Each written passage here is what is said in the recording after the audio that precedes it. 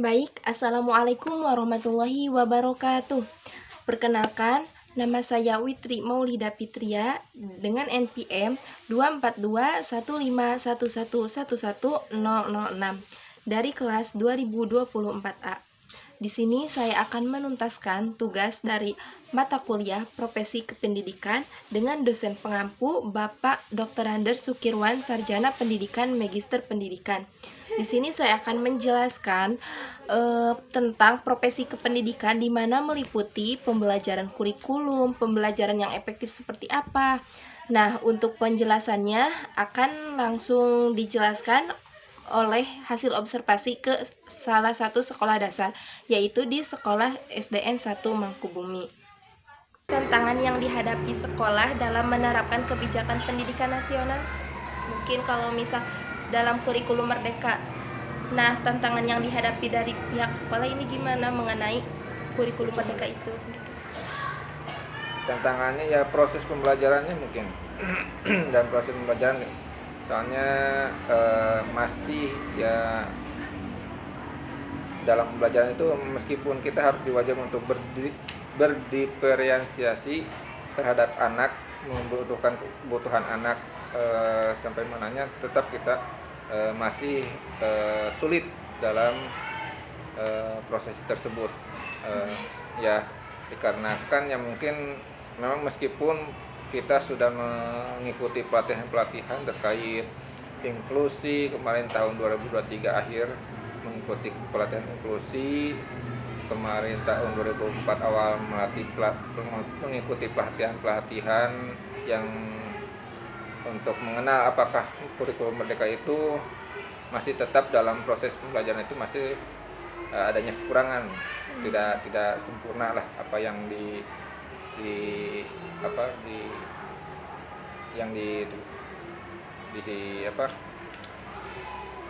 oleh nasional gitu ya, kebijakan nasional. Mungkin masih dalam bertahap. Dalam mengenai hal strategi mengajar, apa saja sih strategi mengajar yang efektif untuk meningkatkan keterlibatan siswa dalam pembelajaran?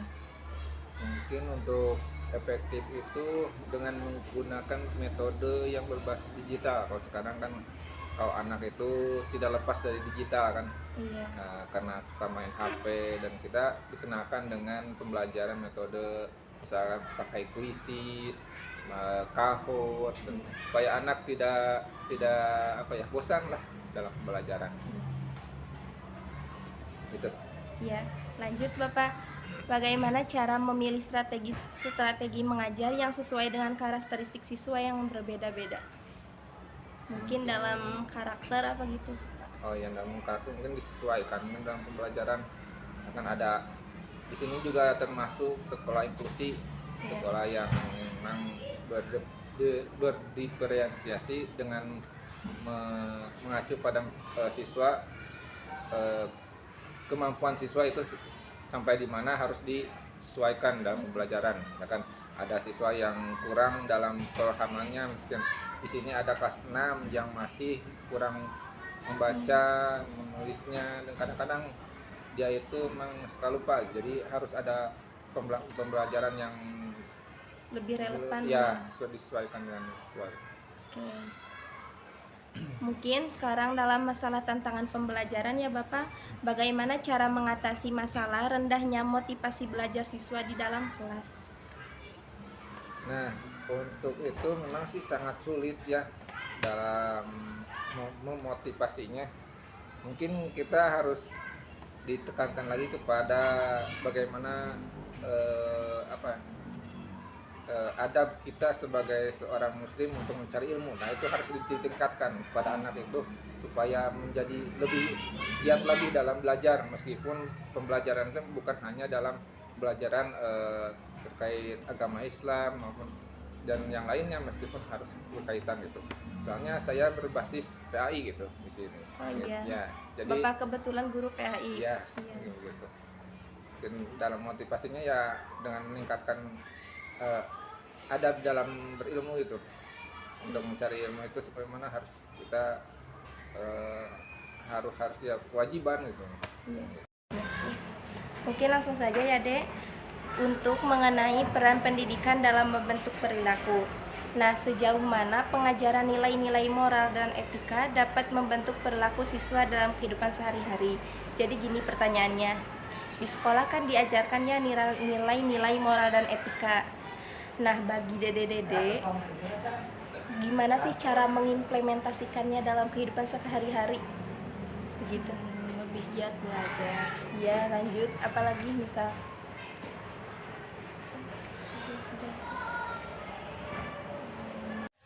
Baik, jadi dari tadi video yang telah disimak bahwa kita dapat menyimpulkan atau bahkan menjelaskan bahwa profesi kependidikan di tingkat sekolah dasar bisa mencakup berbagai peran yang bertanggung jawab terhadap proses pendidikan dan juga pembelajaran bagi siswa usia 6-12 tahun.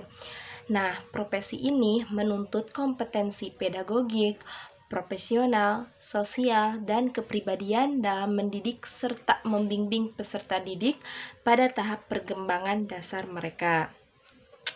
Nah, kita dapat juga memberikan atau bahkan menjelaskan jenis-jenis profesi kependidikan di sekolah dasar.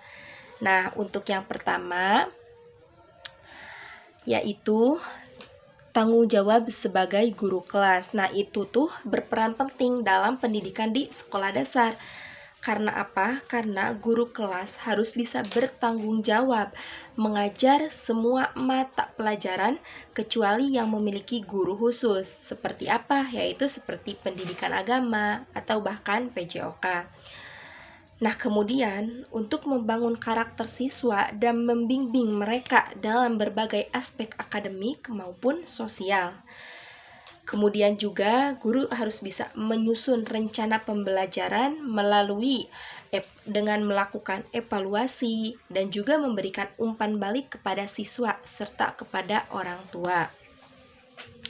Kemudian juga ada tanggung jawab sebagai guru mata pelajaran. Nah, dalam hal ini contohnya seperti guru pendidikan agama. Nah, guru ini harus bisa mengajarkan nilai-nilai keagamaan sesuai dengan keyakinan siswa. Kemudian juga dalam contohnya dalam guru pendidikan jasmani, olahraga, dan kesehatan. Nah, guru ini harus bisa membimbing siswa dalam aktivitas fisik, olahraga, dan juga kesehatan. Selanjutnya contoh lain misal dalam guru seni dan budaya. Nah, dia sebagai guru harus bisa mengembangkan kreativitas siswa dalam bidang seni rupa, musik, dan budaya lokal. Nah, untuk seterusnya, tugas sebagai kepala sekolah. Tugasnya, kepala sekolah harus bisa bertanggung jawab atas manajemen sekolah itu, baik itu dari hal administrasi, kebijakan pendidikan, atau bahkan pembinaan tenaga pendidik. Bisa jadi menjalin komunikasi dengan pihak eksternal seperti dinas pendidikan, masyarakat, ataupun orang tua siswa. Kemudian juga guru harus bisa membantu siswa dalam mengatasi masalah belajar, sosial, dan juga emosional. Nah, seorang guru harus bisa memberikan bimbingan dalam perkembangan karakter dan kepribadian siswa tersebut. Maka, jadi kita bisa menarik kesimpulan bahwa kompetensi sosial mampu berkomunikasi dengan baik dengan siswa, orang tua, dan juga masyarakat. Nah, maka dari itu, profesi kependidikan di sekolah dasar memiliki peran penting dalam membentuk dasar pendidikan siswa. Setiap profesi, baik guru maupun tenaga pendidikan, harus bisa memiliki kompetensi yang memadai. Agar apa? Agar dapat memberikan pendidikan yang berkualitas serta mendukung perkembangan siswa itu secara holistik dari seorang guru kepada siswanya. Mungkin sekian hasil dari observasi yang saya temukan di lapangan di Sekolah Dasar SDN 1 Mangkubumi. Mohon maaf bila banyak kesalahannya. Wassalamualaikum warahmatullahi wabarakatuh.